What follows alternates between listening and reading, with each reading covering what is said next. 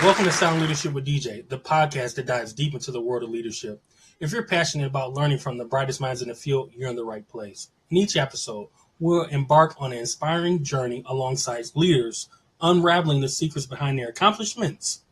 I'm your host, DJ, and today we have a very special guest joining us here on Sound Leadership. Our featured guest for this episode is Akhil Vijay, better known as AK. He's an accomplished leader with a remarkable background. With 14 years of experience in healthcare, including the last 5 years in long-term care administration, AK brings a wealth of knowledge to the table. He currently serves as the administrator at the Orchards of Wayne. AK will be sharing his expertise on various aspects of leadership, particularly on how he grows teams and inspires those he serves. We'll dive into his experiences, his challenges, and the pivotal lessons he's learned throughout his journey. Join us as we gain invaluable tips from AK on navigating the complexities of leadership. Whether you're an experienced leader looking to sharpen your skills or a newcomer on your leadership journey, this episode of Sound Leadership with DJ will have something special for you. Sound Leadership with DJ wants you to stay connected with us and stay up to date. You can do so by liking our social media pages. Join us on LinkedIn and YouTube at Sound Leadership with DJ, where we share updates and provide additional content and behind-the-scenes glimpses. And don't forget, you can listen to us on your favorite podcasts, such as Apple Music, Alexa, iHeart, and so much more. Just simply search Sound Leadership with DJ. And when you're there, hit that subscribe button for me. So buckle up and be prepared to be inspired, motivated, and empowered to become your best self. Let's dive into the world of leadership together. Welcome, AK. Thanks for having me. It's been a long time we've been discussing about this meeting, and at last, and I apologize for being this late. Ms. Demetrius, it's a pleasure. Thanks for having me. Hey, AK, I'm excited to have you on. I know you personally from working with you back in Michigan before I upped and left you in Michigan to move to the great state of Hawaii. And it's a pleasure.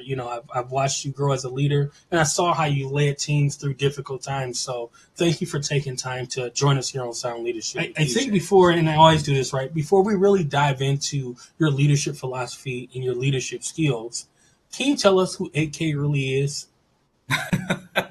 So basically, I was a caregiver in a long-term care center, and I was a CNA. I was taking care of a patient. We were actually helping with food. One of our patient who has dementia diagnosis with the schizophrenia, she took the fork and she was trying to stab one of the nurse. And I intervened right away and, used some redirection measures, and I calmed her down. And she was like very easy to redirect. And I took her back to the room and I talked to her and it gave me a big hug, and she was crying and she asked me like, why did I do this? Then I said, that's okay. We all get mad sometime, that's okay, completely okay. And she blessed me and she was so happy. And then she asked me my name. What's your name? Then I said, it's Akhil. She heard it as I kill. And then, then it's a 0 to 100. She turned, it's the whatever my redirection measures, it's go down, and now she becomes violent. So that's why the reason, everybody calls me AK. No more Akhil or I killing or anything. It's AK. So it's a very easy for patients, especially with memory care issues. They can remember 2-letter words, AK, Yes, I love it. So, AK, you are a leader of a nursing home. You are a licensed administrator in the state of Michigan. Talk to us about your thoughts on leadership. As a leader, I strongly, my first job, and I was not a good leader. And every single day, as leaders, we learn. Myself, I consider it as like, we have to be assertive enough as a leader, but at the same time, you should be humble enough to put yourself in a position where you should be an active listener. If you don't listen, you won't understand what exactly the other person, it can be a customer. The customers can be anybody, the vendors, anybody who walking into your building, anybody who is linked with your business. It can be the residents, family members, the state authorities, any lawyers, anybody who is a provider. So we have to be an active listener. Once you listen, you can understand. And once you understand, you can take the necessary steps to help them by arranging for your employees. You can provide them the supplies and the support system. And for your residents, listen to them and taking care of their concerns. And for your families and customers, being there for them and being, so it varies from one person to another person. So being an active listener, you can understand the situation and you can take necessary steps. But at the same time, as a leader, very important thing is, if you say something, you have to follow up. Agree. If you cannot commit, don't commit.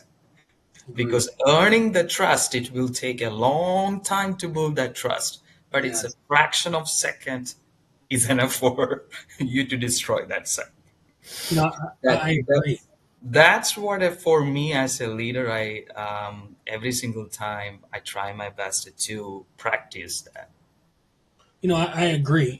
It takes years to earn trust, but trust can be broken in a fraction of a second. And I think you hit the nail on the head. As a leader, we make mistakes, we fail, and sometimes we make decisions that are not favorable. And I think Yeah. that's the challenging part about being a leader. As you oversee a long term care facility with an assisted living attached to it, talk to me about some of the struggles you faced as a leader, where you've had to make some difficult decisions that maybe others didn't agree with, but you had to make that decision as a leader. Well, when you are a leader, I feel like when you taking over a facility, it's your baby, you own it. So I always try my best to put myself in that situation and to see that if this is my building, my people, my team, how I'm going to take care of them. Instead of thinking that I work for somebody, I work for some company. So even if it's the biggest struggle, you know, there is a saying back home in India that if it's your baby, you treat different. So I consider myself as a leader who treat my own organization as it's my organization. Wow. So everything that you do from the bottom of the heart. There are tough decisions that we have to make as leaders. Sometimes, like it's our patient population after COVID-19, across the healthcare industry in America, it's drastically been changed. In olden days, we were getting patients in long-term care industry, basically like the sweet grandmas and grandpas. And now we are getting, for the skilled nursing and rehabilitation centers, we are getting the patients who are more challenging with more behaviors. And they need more support with addiction Yes. and related to psychiatric symptoms, and then more family dynamics. So because of the COVID, it's a mentally, emotionally, psychologically affected a lot of family members. And that's what now we are getting as patients and family members. So in order to prepare the team to take care of these residents and or clients and their loved ones, that's the one challenge. Wow. And to when you say all these, when you preach about, like maybe a new caregiver, and that's another. The second challenge is like the healthcare workers, the shift is drastic. Like we've used to have healthcare workers who actually been more caring and loving and approaching. But now, after the COVID-19, they basically created a low morale in the community and the society, and the inflation and associated with the COVID-19, there is no proper education for some of the healthcare workers. They are easy to get. They don't have a lot of hands-on clinicals before they pass their exams and becoming licensed professionals. So we are getting those employees in our hands. Now it's our responsibility, and this organization where we work, where we lead as leaders, now whoever comes into it, these are the challenges. Anything that walk into, I feel honestly sometimes like, I am in a Netflix series. I like that thrill. I love it. You get all those challenges. It Yes. motivates you. If you can turn that challenges into every single challenges into a positive direction, you will win it. Wow. I think it's key, right? And as leaders, like you say, you're turning those challenges into a positive spin. And I think that's important for the success of the leader, but also for the success of the organization. Yeah, Not everything is going to be roses, right? As a leader, we have an opportunity to turn these things into roses and turn these days and turn these negatives into roses. So, as we talk about leadership and you look to grow as a leader, what kind of things do you do to grow both personally and professionally as a leader? I beat myself a lot. I Understand. listen to your own a lot of podcasters, and you talk about burnout, and Yes. you talk about work-life balances. Yes. But at the same time, as a leader, you have to Hmm. self-analyze yourself, and you have to raise your expectations to the next level. And if you don't get motivated by yourself, nobody else can motivate you.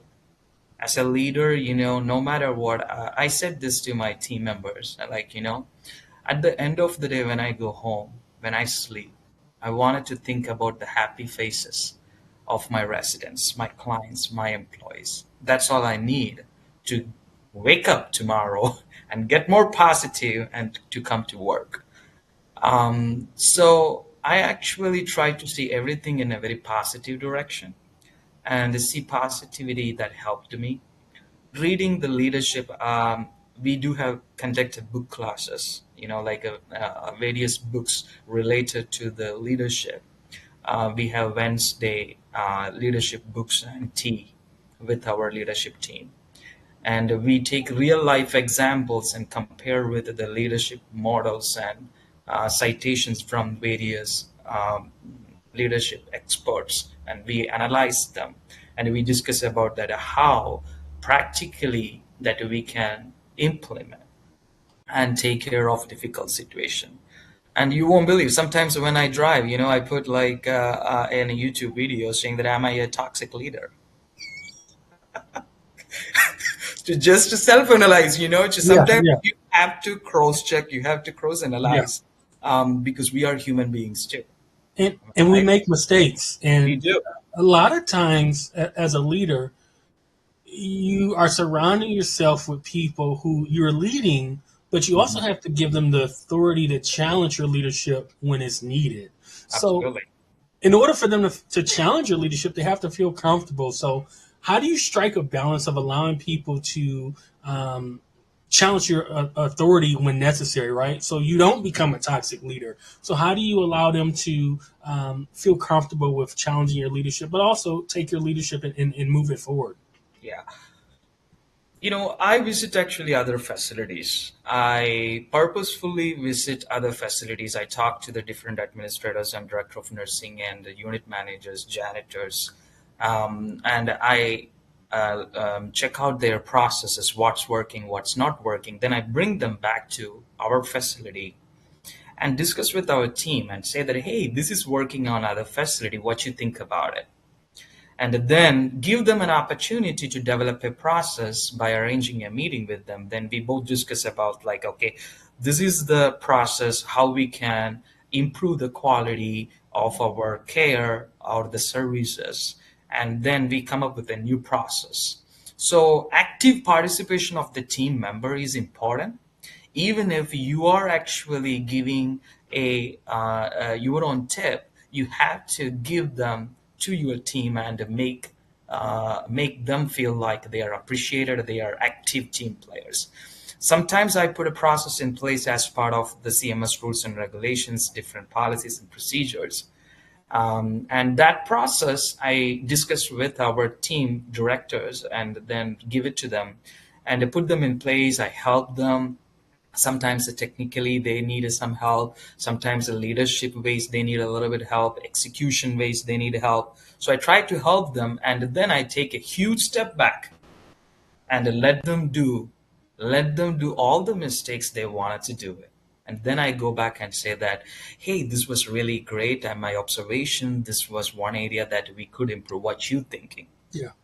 And at the same time, constructive criticism, before even I give, I always make sure that you cannot just go in and just kill the vibe of the whole team. Instead Yeah. of putting yourself in somebody else's position, I go during the night shift and like spend time with the my nurses and my CNAs to see that, okay, this is your problem. Now I understand. Then take 5 of them for a week and to do my list and work with a different team to execute them. Then I revisit back, and again, that follow up. I don't want them to feel like AK is just a talker. Anybody can talk. Especially we are administrators, we are really good in talking because we are talking to different people all day long. Yes. So, but in action, how much we can make it happen and earn that trust, and that's very important too. I think you said something important, and it is having that ability to coach and guide and allowing your team members to make mistakes, right? You're not there micromanaging them. You're giving them the tools and allowing them to apply it to the situation, but you're also there to kind of pick them up when they need to be picked up. And I think that's an important part of leadership. I think we've all worked under leaders who were micromanagers, or they will bash you if you did something incorrectly. So it's important that we as leaders, as you just captured, is there to coach, guide, and train the staff. I think that as a leader, we shouldn't do anything that we wouldn't want someone else to do, or we shouldn't ask someone to do something that we wouldn't do. I think that's very important. But how do you strike a balance of really standing firm and holding the staff accountable when they aren't meeting that expectation? My team knows that, okay, if he is assertive, my team knows that, okay, he is assertive, because over the year, I think we develop a great relationship with the team. I try to know every single team members, what's their strength, weakness, opportunities, and threats. I do a SWOT analysis, SWOT analysis with them. And one-on-one coaching, as like you said, I give it to them. So I know them that with even their facial expression, I will be able to understand, okay, he or she is actually going through the situation. This is the problem. So my assertiveness actually varies. For example, to a leader who take really direct, instructions, I don't have to spend a lot of time. I probably will be actually having a quick meeting. I say that, hey, Miss Naomi, this is the thing. We are going to do a summer blast on this December 31st. Okay, these are the agenda. This is our plan. This person is going to take these actions. You good? Okay, good. This is the budget. We good. If you need anything, we can do next Wednesday meeting. Simple. But there will be another person, Mr. John, probably. Then I have to say that, Mr. John, we discussed this about 2 times, 3 times. Unfortunately, now this is the time where, I have to involve in this. Can we take a deadline of coming Tuesday at 5 o'clock? Let's try to finish this one. So my assertiveness actually grow from different level to different level. Another person maybe like a little bit different way. One of the team member, maybe I have to, hey, I heard about your son had a basketball. How was it? Is everything okay? So being more personalized, that will make that team member more closer and get motivated. So I try to know each individual team member as we say that a patient-centric approach. Yes. But sometimes leaders, we forgetting that there's an employee-centric approach too. You know what? When you say employee-centric approach, and I had every guest with this, right? What I hear you talking and what I hear you saying is you utilize emotional intelligence. Yes. That's what it is, right? You are utilizing emotional intelligence because what works with person A doesn't work with person B. Yes. And it definitely doesn't work with person C. So you get to know your employees, and you know that from, as you mentioned, your one-on-one meetings. you're coaching with them, and you learn their ins and out and what works and what motivates them. We're all motivated by something. Something.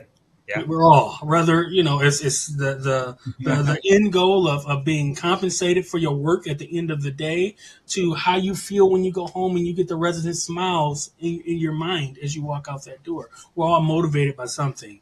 So as we talk about emotional intelligence, how should leaders utilize emotional intelligence? How can they benefit from learning about emotional intelligence? That's that's very important. Knowing the psychology and knowing in which category, in which frame, it's like in a spectrum. It's in a spectrum of emotions, like each leader has their mindset in. So leadership skills, some people may be in an autocratic leadership style. They only see the black and white, and then they don't have any gray in between. It's a policy-driven person, and that can cause a lot of terminations. Your director can actually terminate a lot of employees just left and right because they are not, more emotionally invested in it. There are some leaders who come to me and ask that, okay, why we have to actually spend all this time on an employee? But we don't understand that somebody invested a time in us. That's why the reason we are here. Somebody take their time. Somebody allowed us to make mistakes. We all are not perfect. So that's where your emotional intelligence Yeah. that you have to use them, and you have to be mindful. Some people say that that's completely fakeness. That's a manipulation. No, if you want to use that as a manipulation tool, you can. But you are pouring the water and putting the fertilizer and allowing the plant to get a sunlight to grow. That's not manipulation. Yes. You're coaching. We're back to the coaching term. Yes. And, I think being a leader and being able to coach is important. One of my old bosses used to say, it's interesting. People will say it's micromanagement, but if you're working in sports, they call it coaching, right? When Yeah. somebody's not doing something correctly, or, they're not performing correctly, you speak with them, you coach them. But it's when it enters the work field, we say it's a level of micromanagement, right? And it's truly not. You're like you said, you're pouring that water on them, and you're helping them grow, and that's a form of Yeah. emotional intelligence. I think that leaders just have to be open to learning new skills and gaining new skills, and getting a buy-in from the team. I think it's a challenge to um, it's a challenge to for some leaders to listen to their teammates, right? They struggle with somebody else knowing more than them. They struggle with people on a team with higher degrees than them. So maybe they don't hire them. And what do? It's called self-sabotaging. So Yeah. as a leader, how do you surround yourself with people who are motivating you to be at your top of scope? Two people. I always try to hire people by taking the time, and it will be multiple interviews. I take the person. I don't actually sit and do the interviews. I take the person with me and walk through the whole facility, the organization, and I see the interactions with them. I talk about their family. And then we will cover all the questions in between, but they don't even feel like I'm asking questions. But when they come back, I'll get an idea what's their work ethics, what's the attitude. My mentor taught me if you have the right attitude, if you have the right work ethic, you're humble enough to put yourself down and try to learn, and you wanted to do the best, you wanted to bring your best every single moment, and you wanted to do the good for other people, you're the right person. I don't want to know that whether you have a PhD in it. I don't want to know you have a master's in skill set is totally different. You know how to use Excel. You are good in project management. You're good in leading. A farmer is a good leader. He can lead hundreds of cows and sheep. He doesn't have a master's. Wow. I've never heard an analogy like that. I've never heard that. Say that again. I think for the people in the back, say that one again. One, no, I'm literally saying, like, I'm from India. I'm from the South India. I watched like how my mom actually run the whole family with the limited budget. She don't even have a degree, and she is financially stable. She's the reason why I am here. My sister is studying to become a doctor. It's just because of her. And I salute to her. Am I right? That we all have actually people like that. But unfortunately, nowadays, everybody, yes, of course, the education is important because, through the education, this is what I told my sister. When you study something, I don't want you to score 90%, 100%. That may be the other people actually evaluating you. All I want is pass mark. But if I ask you a question, what is the pathophysiology of a cardiomegaly or a core pulmonale? You better know that. Ooh, not all of us are nurses here, AK. I'm sorry. No, because if you've scored 90% and you don't know how to treat a core pulmonale, what's the matter of you becoming a doctor? That's the same way when you are a Wow. leader, you have an MBA, you have a PhD, you have a certification from all this fancy organization, but you treat the people in a different way, in a very disrespectful manner, and people don't want to work for you. You are not leading them, you're micromanaging them. You are just the reason for other people actually not growing. You have to work on yourself. I'm saying that that's okay. You can be a terrible leader. I've been a terrible leader. I am a terrible leader now too. That's why the reason now I drive every day. I actually analyze myself and look for some. Am I a toxic leader? I am something. Just look for out for it because we all are human beings Yeah. and we do have a mental health too. And, Um, and I think we all make mistakes. And, you joke about being a toxic leader, but I know you personally. I know you would not have survived in the building you survived in for close to 2 years being a toxic leader, right? I wow, think what's important is what you just hit on is leaders maintaining their mental health so they don't become toxic. absolutely. So, how do you promote and ensure your mental health is at the top of scope as you work to move an organization forward? How do you ensure that you're taking care of your own self as a leader? So, do what you really love. I strongly believe that this is what I told my family. My family was asking like, "How are you handling the same?"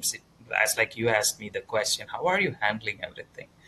And I told them like, if you love what you do, for a single minute you won't regret that. Oh my goodness, I am in this position. Every single day, every single moment, I try to enjoy the work that I do. And if that's again, once again, you have to see the bright side. If you can see the bright side, then only you can rise above the situation. If you didn't rise above any situation, you cannot be a leader who can lead. Because, for example, if you have a fire in your building, if you are the first person getting out of the building, no, you are the leader. Am I right? And you are the leader, so you will be leading the team. You will be the last person should be coming out of that building. And that's how I see myself, and I try to actually do every single day and enjoy every single bit of it. Then off the side, I'm a goofball too, and then I actually love to dance and I make Instagram reels myself. That's my personal life. And I was a national television host back home in India, so sometimes I do some videos just for myself and not for any public, just for then watch movies and TV shows and talk to the people, surround the people with the good people, connection, and networking. And I do actually focus on six wellness model. The World Health Organization says that health is a state of physical, mental, social, emotional, spiritual, and psychosocial well-being, and not merely any disease or an infirmity. So I try to spend my whole day with the physical, emotional, spiritual, psychosocial well-being. That's including reading books, watching TV, listening to music, dancing with my residents, and joking with my coworkers and learning their um, what happened over the weekend, knowing about their family. When you go outside, like have some physical exercises and watching a movie. And I do portraits. Sometimes I draw and enjoy that. Use my energy to do that.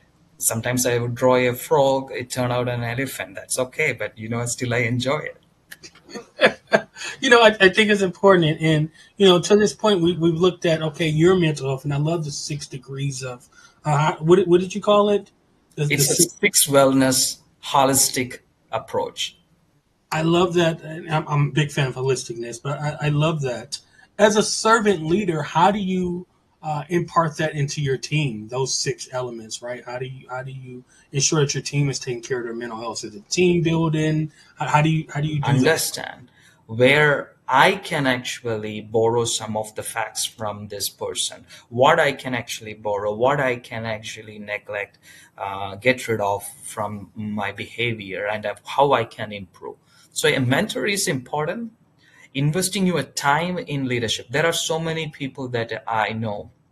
They took over a management position or a manager in training within 6 months. They are saying that, hey, I did all this work. Why they are not making me as a director? It takes time. It takes time.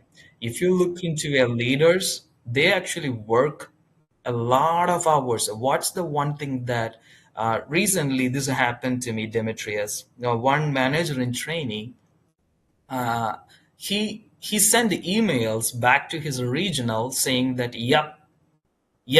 In how unprofessional is you are sending an email to your regional director saying, yep. That's the same manager in training asking me, AK, why I am not actually getting promoted. Then I asked him the question, are you actually reading? Do you have, I am your mentor. I am telling you, are you following all those things? Hmm. Are you taking necessary steps to analyze yourself and take further actions to improve?